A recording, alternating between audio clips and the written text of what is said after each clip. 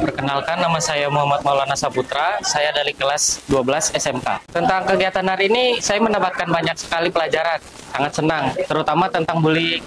Kita dapat mengetahui bagaimana caranya menghentikan bullying, mencegah bullying, terus bagaimana caranya kita mesti bullying, apa saja yang harus dilakukan, dan lain sebagainya. Acara ini sangat menyenangkan sekali.